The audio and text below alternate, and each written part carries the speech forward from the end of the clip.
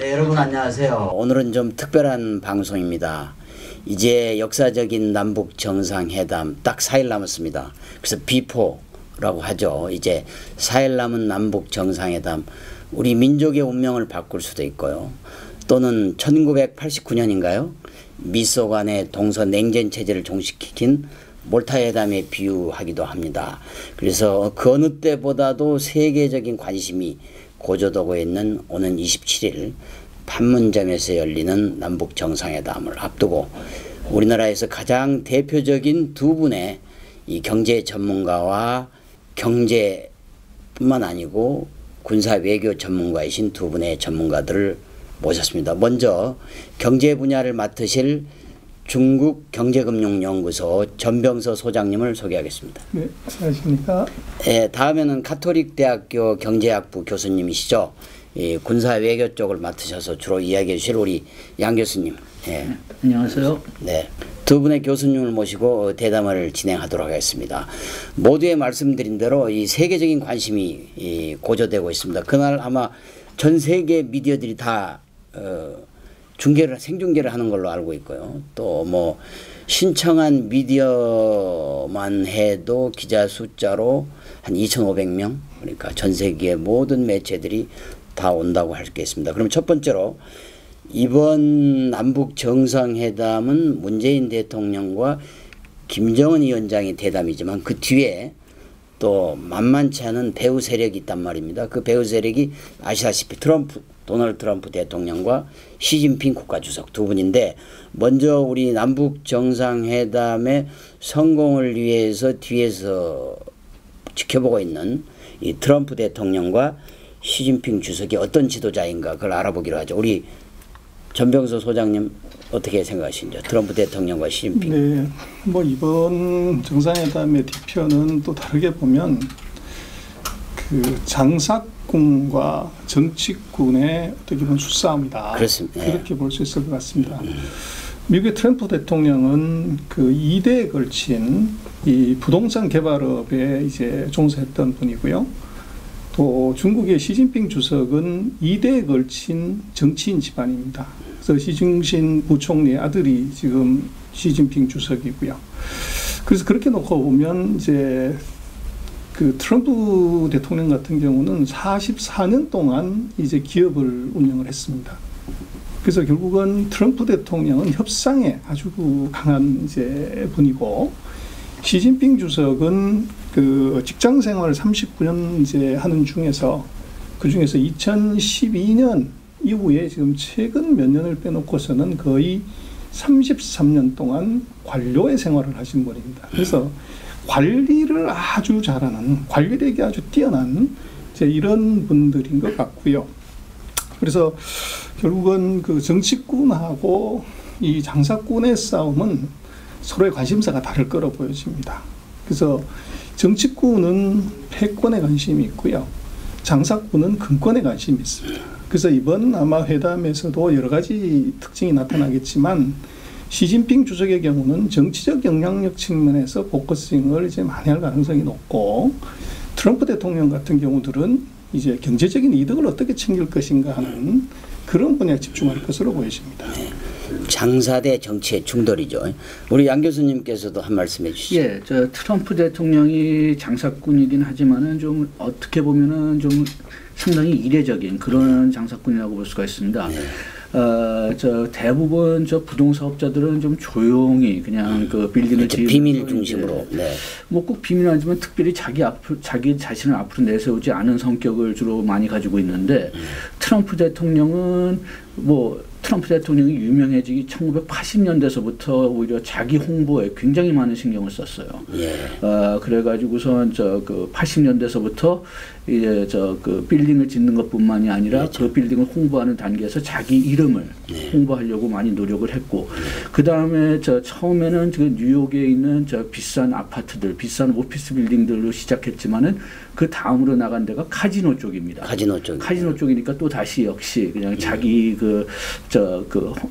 그 빌딩 카지노 홍보를 하면서 자기 자신을 또 홍보했고 자기 브랜드를 예. 만드는 거죠. 그런 다음에는 이젠 90년대 말에 가서는 그 사업이 상당히 크게 실패하면서 예.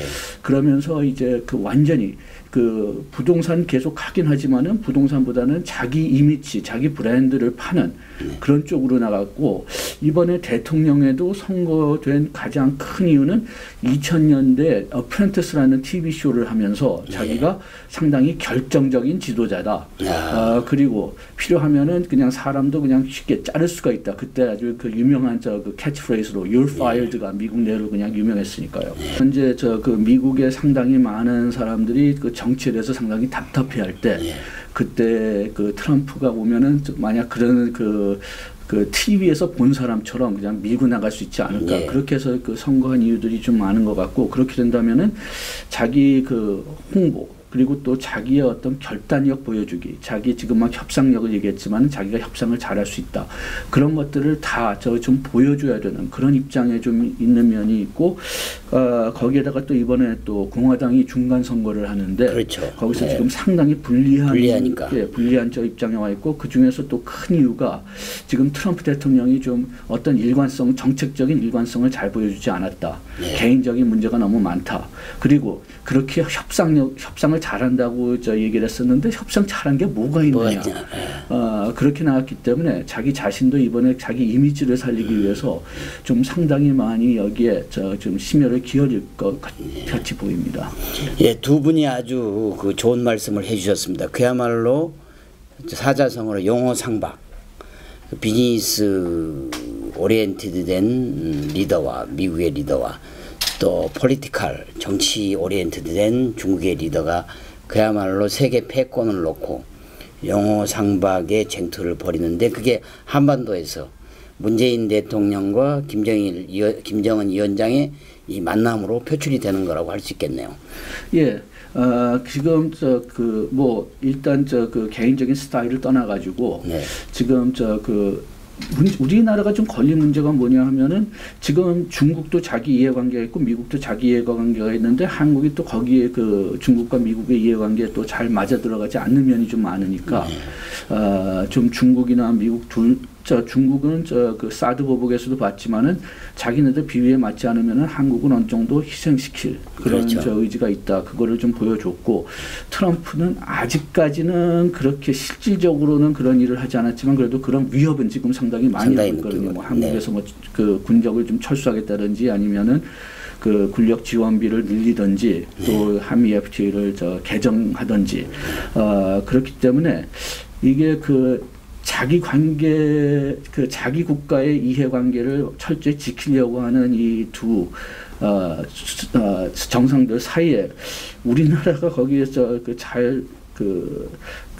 헤쳐나간다는 게 굉장히 어려운 거죠. 네, 그래서 어렵습니다. 좀 걱정되는 면이 그런 면에서도 좀 상당히 큽니다. 그러니까 지금 시청자분들께서 보시기에는 남북 정상회담에 왜 트럼프와 시진핑이 나오느냐 하지만 결국 남북 정상회담의 종국적인 목표는 평화협정 그리고 종전협정이잖아요. 근데 종전협정은 남북 두 나라 간의 문제가 아니고 남북 외에도 미국과 중국이 같이 껴야 됩니다. 왜냐하면 저희가 1953년 이 휴전을 할 때 그 당사국이 4개국이기 때문에 그래서 결국은 이 남북한 간의 평화를 하려면 특히 종전을 선언해야 되는데 거기에는 미중이 같이 낀 남북한과 미중의 사자 간의 최종 협상이 돼야 된다.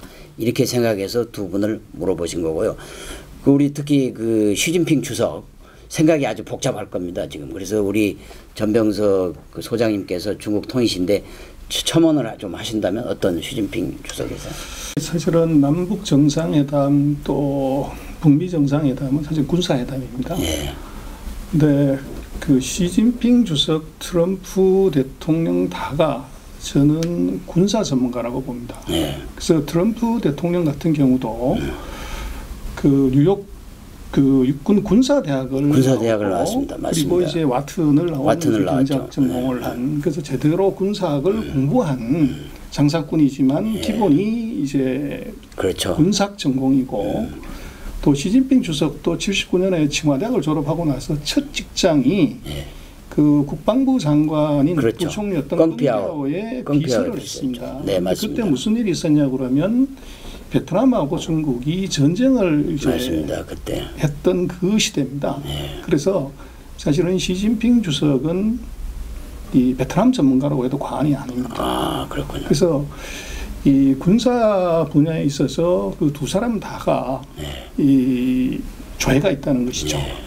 그리고 지금 이제 그 회담의 뒷 배경을 어떻게든 놓고 보더라도 말씀하신 것처럼 중국 외교부의 발표를 보면 그 루캉 대변인이 4월 21일 날 그 북한의 그 핵실험 중지 또는 이제 비핵화에 관한 선언을 보고서 얘기를 한 걸 보면 아주 의미 있는 얘기를 하는데 뭐 외교부들이 항상 얘기하는 핵과 미사일 실험을 중단하고 경제 발전에 좀 집중하고 민생 생활을 높이는 데 대해서 우리는 환영의 뜻을 표한다 그러는데 네 번째로 강조하는 것이 뭐냐면 이런 말을 했습니다. 중국은 각 당사국들이 서로 마주보고 나아가고 확실한 행동을 취하여 이 지역의 항구적인 평화와 공동 발전을 위해서 반드시 노력해 줄 것을 희망한다. 중국은 계속 이것을 위해서 적극적으로 역할을 할 것이다. 이런 얘기를 하는데 이게 무슨 얘기냐면 방금 말씀하신 것처럼 중국이 이번 그 어떻게 보면 정상회담의 끝은 이 종전 평화협정으로 갔을 때 중국의 지분을 확실하게 챙기겠다는 것을 여기에서 애둘러 그렇죠. 지금 표현한 것이죠. 마주보고 같이 나가지만 우리가 여기에 계속 적극적으로 역할을 한다. 그래서 이번 회담의 뒷배경에 중국이라는 변수를 절대로 무시할 수가 없다. 맞습니다. 네, 그러시죠. 그러면 하여간 어찌됐든 시진핑의 중국 그리고 트럼프의 미국 이 두 나라는 그러면 27일에 정상회담의 큰 의제인 비핵화 여기에 대해서 어떻게 보고 있는지 좀 여쭤보도록 하겠습니다. 우리 양 교수님은 비핵화를 어떻게 양국이 지금 판단하고 있다고 생각하십니까? 지금 지금 막 얘기하셨지만은 트럼프가 미국 육사 출신이기 때문인지 모르겠지만은 하여튼 이 첫 1년 동안은 자기 강요로 장관 및 백악관 비서들로 상당히 많이 군인들을 활용했어요. 은퇴한 장군들을 많이 활용했는데 이분들은 지금 1년 차에 채용한 그런 장군들은 다 그 좀 메인스트림 군인들이었습니다. 그래가지고선 그런 분들이 좀 트럼프 대통령이 좀 이상한 말을 하거나 정책이 좀 이상한 쪽으로 간다고 해도 특히 항구에 관련해서 그 방향을 좀 많이 잡아줬거든요. 그렇게 해서 처음에 트럼프 대통령이 한미 FTA를 탈퇴하겠다 그런 얘기를 했었을 때 그때 의회하고 그 다음에 장군 출신들인 장관들이 그걸 막은 것으로 알고 있습니다. 그렇게 되는데 지금 군인 출신들이 서서히 좀 나가고 있고 힘이 약화되고 있으면서 들어오는 게 네오콘들이거든요. 네오콘들은 훨씬 기존 군인들보다는 미국 우선주의에 더 관심이 있고 그 다음에 또 북한을 의심하는 물론 메인스트림 장군들도 북한을 의심하는 경향이 있었지만은 그것보다 훨씬 더 중국하고 소련하고 북한을 의심하는 그런 태도를 좀 가지고 있기 때문에 이게 어떤 면에서는 협상에서 나중에 구체적인 내용을 협상할 때 이게 오히려 좀 이로운 점이 될지 모르겠어요. 그렇다면 확인이나 베리피케이션을 굉장히 확실히 잡으려고 온갖 노력을 할 테니까. 그렇지만 일단 첫 단계에 있어서는 좀 협상을 좀 어렵게 할 수 있지 않을까 좀 그런 생각이 드는데 그 이유가 뭐냐 하면은 지금 전반적으로 뭐 존 볼튼 같은 사람 외무부 장관으로 지금 발탁된 분 그분을 보면은 북한을 거의 믿지 못하는 그런 수준으로 북한을 보시는 것 같고 폼페이오 지금 CIA 장관 국장했다가 지금 이제 외무부로 이제 옮기려고 하는데 그런데 그분 또 처음에는 그렇게 북한을 완전히 의심하는 그런 분이었거든요. 그런데 오히려 이번에 북한에 가면서 오히려 관계가 잘 맺어졌다고 그래서 좀 일이 좀 오히려 좀 의심이 많은 사람들이 들어가서 좀 지금 모순적이지만 좀 강경하니까 그렇죠. 풀리는 면이 좀 있지 않나 그런 면이 좀 보이긴 하지만은 그래도 이번에 비핵화와 종전 협상을 할 때 상당히 트럼프 행정부 쪽을 설득시키는 게 어려울 거라고 그렇게 네. 좀 생각이 되거든요. 네. 그렇지만 또 아까 얘기했지만 좀 모순적이긴 하지만 그래도 옛날에 이런 말이 있지 않았습니까? Only Nixon can go to China. 네. 그렇게 되니까 이렇게 강경파가 맡은 것이 처음에는 오히려 어렵지만은 그렇지만은 일단 채널을 만들면은 좀 더 순조롭게 풀릴 수 있지 않을까 좀 그런 희망을 좀 가지고 있긴 합니다. 맞습니다. 그 김일성 주석, 그 다음에 김정일 위원장, 또 김정은 위원장으로 이어진 이 3대에 걸친 이 북한 문제, 이 미국과 중국도 북한의 리더들한테 많이 속았죠. 그래서 못 믿는 게 많습니다. 특히 중국 쪽 얘기를 들어봐도 북한은 중국도 러시아도 믿지 않는 나라이기 때문에 상당히 협상하기가 어려울 거다. 그래서 제가 잘 알고 있는 중국 외교관은 남북 정상회담은 비핵화의 10%를 겨우 달성한 것이고 북미 정상회담이 성공해야 50% 그 고지를 넘어간다고 또 그렇게 비관적으로 이야기하는 분들도 있거든요.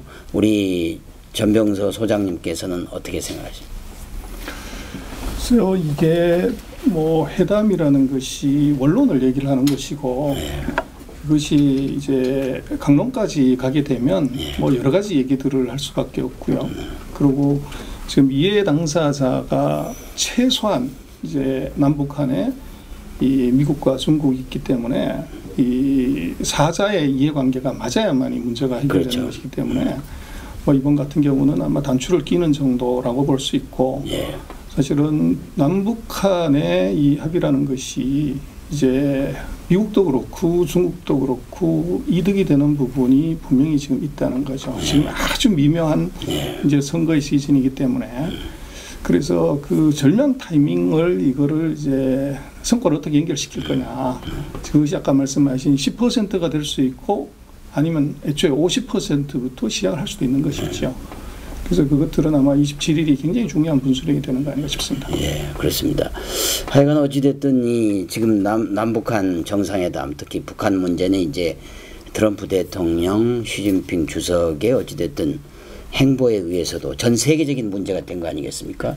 더구나 유엔까지 이렇게 인볼브가 되면서 이제는 또 ICBM이 무슨 남북한에서 전쟁이 끝나는 게 아니고 미국 본토를 칠 수 있고 또 서쪽으로 가면 러시아까지도 칠 수 있는 그런 어떤 핵 공포의 문제로 떠올랐기 때문에 이번에는 어찌됐든 결론을 내지 않으면 안 되는 그건 아마 김정은 위원장도 잘 알고 있을 것 같습니다. 그에 따라서 우리 문재인 대통령과 우리 트럼프 대통령 간의 소통도 있었고요. 또 긴급하게 또 김정은 위원장이 이 중국을 방문해서 북경을 방문해 가지고 시진핑 주석하고 또 정상회담을 갖기도 했었는데 어찌됐든 이번 남북 정상회담 이후에 양 정상 시진핑 트럼프의 속셈도 아주 복잡해질 거고 계산이 아주 빨라질 거라고 보는데 정치적 실익은 어떻게 주판을 튀길지 우리 양 교수님께서 좀. 예, 저 미국 측을 얘기한다면은 그 지금 트럼프한테 가장 그 큰 문제는 두 가지인 것 같습니다. 첫째는 그 북한이 ICBM을 거의 만들었으니까 과거에는 뭐 전쟁이 일어나도 이건 한반도 문제다 그렇게 생각했는데 이제는 미국 본토 문제가 된 거란 말이에요. 그래서 ICBM이 성공할 것처럼 보이고 거기에 핵폭탄을 넣을 수 있을 것 정도 보이니까 미국에서 북한을 다루는 태도가 상당히 많이 달라졌어요. 그래서 관심이 보통 없었던 보통 미국인들도 북한에 더 많은 관심을 가지게 됐고 그래가지고선 그 미국 입장에서는 이제는 완전히 그 좀 정신 이상자 같은 김정은이 미국 본토에 진짜 그 직접적으로 공격할 수 있다면은 이것은 그 다뤄야 되는 문제다. 그런 좀 시급함이 지금 그 의회나 그 행정부뿐만이 아니라 일반 국민들의 머릿속에도 지금 심어졌고 두 번째 문제는 아까 얘기했지만 지금 그 의회에 중간 선거가 있다는 거죠.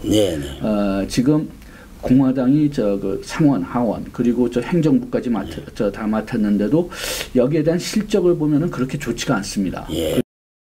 트럼프 대통령이 그 각종 개인적인 행동이나 좀 자기가 진짜 믿는 그런 그 한 5가지, 6가지 정도의 정책은 진짜 일관성이 강하지만은 나머지 정책에 대해서는 일관성이 없으니까. 그러니까 국민들도 트럼프 대통령의 이러한 좀 비일관성 문제나 저 개인적인 문제, 그 다음에 또 러시아, 저 선거됐을 때 러시아가 지원해줬다 그런 문제, 그런 문제가 다 지금 집중되어 있고 거기에다가 또 아까 얘기했지만은 그 진짜 이 트럼프 대통령이 협상을 잘한다고 했는데 지금 하원하고 뭐 상원에서 뭐 다른 정당들하고 관계를 보면은 그렇게 좀 협상이 잘 못하는 것 같다. 그래가지고서 좀 개인적으로는 상당히 궁지에 몰려 있는 게 사실인 것 같습니다. 그렇죠. 그렇게 되는데 지금 여기서 이 북한 문제를 뚫고 나갈 수가 있다면은 그러면은 자기 개인적 그 다음에 저 그 공화당 쪽에 아주 큰 도움이 되는 거죠. 그렇죠. 그래가지고선 그 두 면에서 지금 트럼프는 개인적으로는 이걸 어떻게 그냥 잘 해결할 수 있으면은 그렇죠. 이게 그 살구멍이 되지 않을까 그런 생각도 상당히 많이 가지고 있는 것 같습니다. 그렇죠. 남북 정상회담 이후에 북미 정상회담으로 이어지는 일련의 그 기간, 일련의 그 정치 일정이 트럼프의 향후 명운을 특히 지금 트럼프 대통령이 추천한 폼페이오가 국회 인준이 어려울 정도로 상당히 지금 간당간당한다는 외신 보도도 나오고 있습니다. 그렇죠. 네. 그렇죠. 예. 또 그럼 우리 저 소장님께서는 이걸 정치적 실익, 또 시진핑 특히 주석의 정치적 실익. 미국은 이번 정상회담을 통해서 얻는 것은 리더십이고요. 중국이 얻는 것은 안전입니다. 그래서 지금 전 세계에서 그 미국을 위협하는 나라는 딱 한 나라밖에 없었습니다.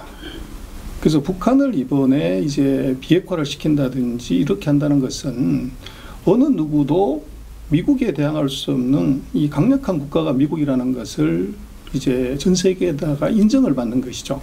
그래서 절대적인 리더십을 트럼프가 오바마 시대에도 못했고 부시 시대도 못했던 것을 트럼프가 했다. 그래서 미국의 리더십을 이제 전 세계에 다시 한번 각인시키는 것이 어떻게 보면 정치적인 큰 이득이고요. 중국으로 놓고 보면 이 안전이라고 하는 것이 사실은 북한이 13,000km를 알려서 미국의 중심부를 타격하는 것은 쉽지 않은 일이지만 이 1,500km, 1,800km 밖에 되지 않는 이 방향을 저쪽으로 돌렸을 경우에 그것은 식은 죽 먹기보다도 사실은 쉽습니다. 그래서 잠재적인 리스크가 이제 어떻게 보면 제거됐다는 것일 수가 있고 또 하나는 지금 미국과 중국이 무역전쟁부터 시작해서 여러 가지를 하고 있지만 그것의 빌미가 이게 북한을 매개로 해서 미국이 중국에 대해서 이 외교, 경제, 무역, 금융에 대한 제재를 지속적으로 강력하게 단계적으로 강화하고 있다는 것이죠. 그런데 여기서 북한 문제가 해결이 됐을 경우에 미국이 압력을 넣을 수 있는 매개수단 자체가 없어지는 것이 이것이 중국으로서는 경제적 안전 측면에서 이득이라고 볼 수가 있습니다. 그렇죠. 그게 조금 좀 그 다른 면이 있는 게 뭐냐면 지금까지 최소한도 트럼프 행정부의 말로는 자기네들이 지금 저 북한의 협력을 얻어야 되기 때문에 자제했다는 말이 많이 나오거든요. 그렇게 되면 이제 그 북한에 대한 그 변수가 없어진다면은 그러면은 이제는 뭐 실제로 그 행정부에서 그런 생각을 가지고 있는지 없는지는 모르겠지만 그래도 최소한도 그 빌미는 없어진다는 거죠. 그렇다면은 지금 그 미국에서 저 그 중국 경제에 대한 경계심이 굉장히 커지고 있고 의회 같은 데도 저 지금 뭐 환율 조작이라든지 아니면은 그 미국 그 기술 조인트 벤처를 통해 가지고선 기술을 훔쳐간다든지 거기에 대해서 지금 미국 의회나 저 그 기업계에서는 상당히 저 중국에 저 그 불만이 많은 상태인데 그래도 지금까지는 북한 문제가 있으니까 그래도 우리가 조금은 좀 참아야 된다 그런 식으로 얘기해 가지고선 좀 어떤 면에서는 저 그 보복 조치를 좀 약화시켰는데 만약 북한 문제가 잘 풀리게 된다. 그렇게 된다면은 그러면은 이제는 더 이상 그 빌미를 사용할 수 없으니까 그 기업계나 의회에서 그러면은 왜 이제는 중국에 그렇게 강력하게 공격하지 않느냐 왜 제재를 요거 지금 전에는 그래도 북한 문제 때문에 좀 제재를 좀 그 약하게 했다 그게 좀 그런 논리가 있었지만 지금 그 논리가 없어진다면은 그러면은 그런 그 기업계나 저 그 의회들의 저 중국에 대한 불만을 그 막을 수가 있을까 그게 좀 약간 좀 염려되긴 합니다. 그렇죠. 그게 아마 어떻게 보면 혼재돼 있는 거죠. 지금 분명한 거는 북핵 문제를 걸어서 트럼프가 시진핑 쪽에 압박을 가하지만 또 경제 현황을 보면 또 북핵이 재건한 뒤에 그러면 미중 간에 경제 전쟁이 없을 거냐. 그렇게 보면 또 현실은 그렇지가 않고 특히 지금 미국이 화웨이에 의해서 ZTE에 대해서도 기술 절취 문제 등등을 감안해서 지금 제재를 가하기 시작했잖아요. 그래서 앞으로 양국의 그런 격돌이 그 하여간 남북 정상회담, 북미 정상회담 이후에도 쉽게 가라앉지는 않을 것 같은데 우리 소장님 또 추가로 생각하시는 겁니다. 동전의 양면이고요. 선의의 문제인데 그 미국하고 중국은 이것은 이번 뭐 북미 정상회담을 뭐 핑계로 뭘 얘기한다기보다는 이미 투키디데스 함정에 빠져 있는 상태고 그 둘 사이의 경쟁과 충돌은 피할 수가 없습니다. 그렇죠. 그래서 그것이 북한 문제로 인해서 더 강화됐다고 볼 수도 있고 또는 이제 그 가려졌다고 볼 수도 있고 그렇죠. 근데 이제 중국의 입장에서는 중요한 것이 미국하고 붙었을 때 지금 먼저 중요한 것은 이 주변 중국의 주변이 안정되지 않은 상태에서 미국과 이 어떤 형태든 이게 이 경쟁을 한다는 것은 굉장히 불리한 요소고 이번에 북한 문제를 정리했다는 것은 일단 그 주변국의 안정을 도모했다는 것이 의미가 있고요. 두 번째로 지금 미국과의 경쟁에 있어서 지금 미국이 여러 가지 이제 압력을 넣지만 제가 볼 때는 지금 철강, 알루미늄, 일상용품, 뭐 스마트폰 이것은 이미 미국이 경쟁력을 가진 아이템이 아닙니다. 그래서 미국의 지금 중국에 대한 통상, 특히 제조업과 공산품에 관한 통상 압력은 이것은 다른 의도가 있는 것이지 그거라고 볼 수가 없다는 것이죠.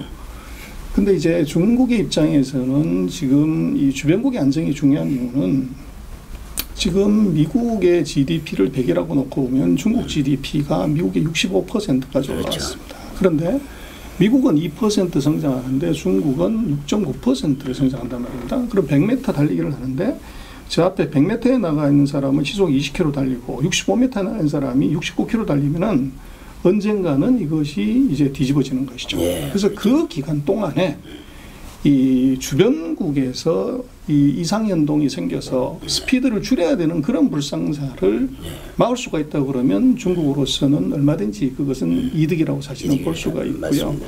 그래서 이제 두 나라 간의 이 경쟁이나 또 제재나 이런 문제는 제가 볼 때는 지금 눈에 보이는 것을 갖고 판단하기 굉장히 어렵다. 1인당 소득이 57,000달러인 나라에서 철강에 알루미늄에 공산품을 이걸 관세를 때려서 이것을 부활시키겠다.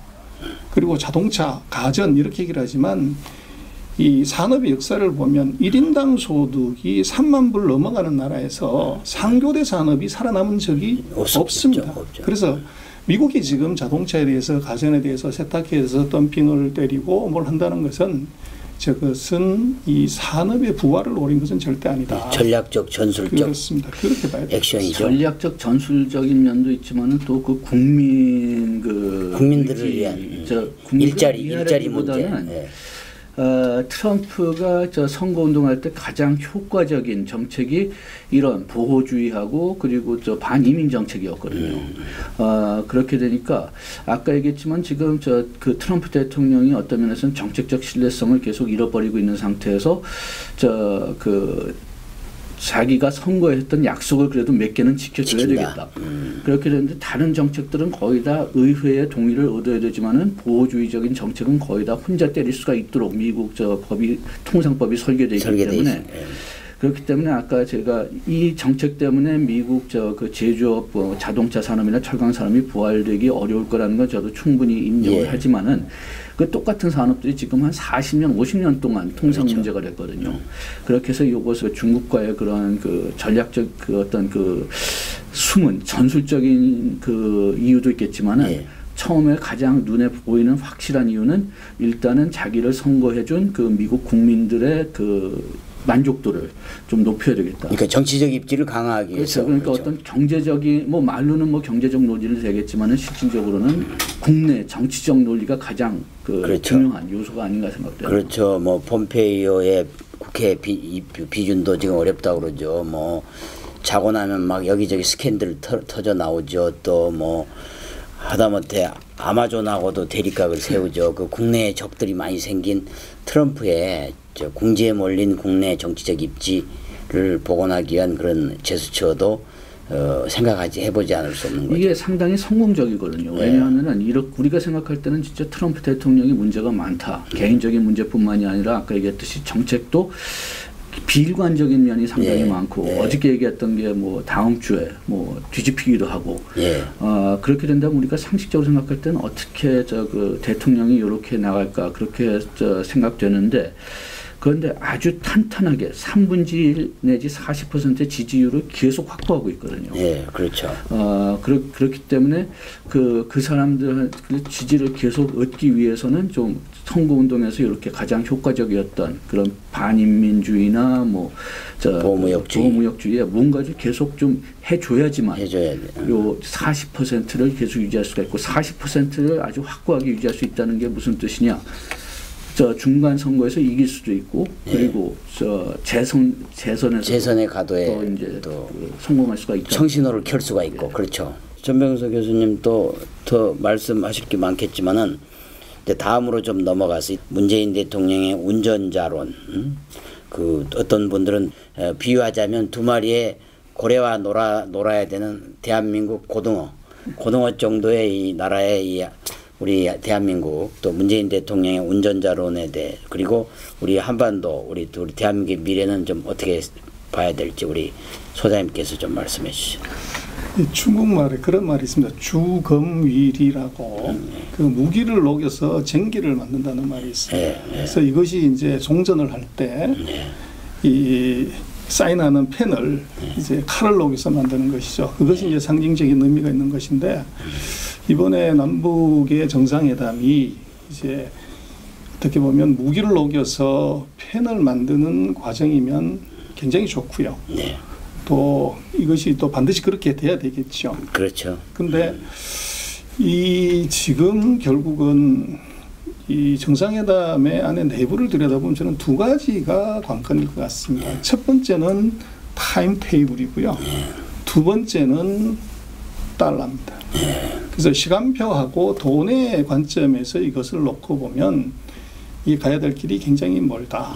그래서 지금 그 4년 플러스 알파의 임기를 가진 지도자, 5년 단임의 이제 임기를 가진 지도자, 그리고 종신의 이제 임기를 가진 지도자, 그리고 10년의 이제 임기 플러스 알파를 가진 지도자가 지금 미중, 북한, 한국의 지도자들의 이 타임 테이블입니다. 그래서 이것이 속전속결이 신의 한 수냐, 아니면 시간 끌기가 신의 한 수냐, 이것은 최후의 웃는 자가 강자입니다. 그래서 지금 이것이 미국이 몰아붙여서 저것이 빠른 시간 내에 정상회담하고 한 달이 안 돼서 미중회담하고 이렇게 가는 것이 답이냐 아니냐는 사실은 이게 시간의 관점에서 봤을 때 반드시 뭐라고 얘기할 수가 없고요.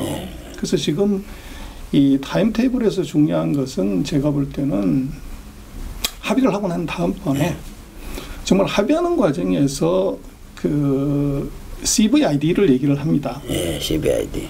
근데 이것은 이제 한국을 포함한 미국 서방 세계가 얘기를 하는 것이고 그러면 북한은 뭘 원하는 것이냐 그것을 맞춰주면은 이것은 답이 쉽게 나오는데 제가 볼 때는 지금 CVIG를 어떻게 하냐가 그것이 핵심입니다. CVIG. 그래서 결국은 이것이 완벽하고 되돌릴 수 없는 완벽한 이 북한을 침략한다거나 정권을 그대로 보장한다는 개런티를 어떻게 줄 거냐는 것이 이것이 핵심입니다. 그래서 맞습니다. 북한의 경우는 이미 리비아를 받고 이라크를 받기 때문에 이 개런티가 CVIG가 이루어지지 않으면은 맞습니다.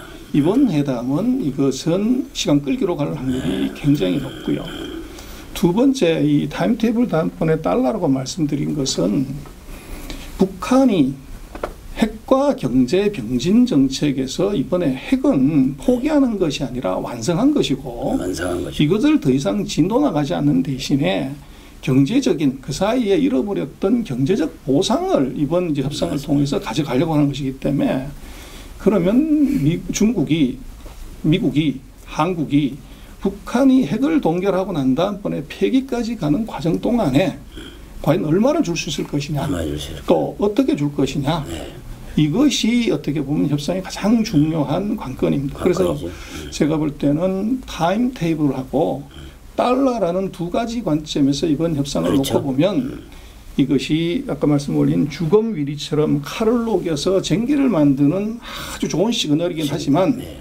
다시 쟁기를 녹여서 무기를 다시 만드는 결과도 나올 수 있다는 나올 수 있는 거죠. 그러니까 한치 앞을 어찌됐든 긍정적인 방향으로 모두가 생각은 하고 노력은 하겠지만 그 결과는 비관적일 수도 있다. 특히 아까 말씀하신 대로 리비아 사태, 이라크 사태, 또 우크라이나 사태도 결국은 핵을 포기했지만 결국은 못했죠. 지금 유일하게 핵을 포기하고 안전한 나라가 남아공인데 남아공은 지정학적으로 전혀 문제가 없는 나라이기 때문에 그건 뭐 누가 침공을 할 만한 그런 지정학적인 위치가 아닌 것 같고요. 특히 북한이 갖고 있는 지정학적인 위치에 봐서 김정은 위원장의 가장 큰 노심초사는 아마 안전보장일 겁니다. 그렇죠. 특히 우크라이나나 리비아, 이라크가 당한 것들을 옆에서 자기 아버지 때부터 봐왔기 때문에 그런 것 같습니다. 그래서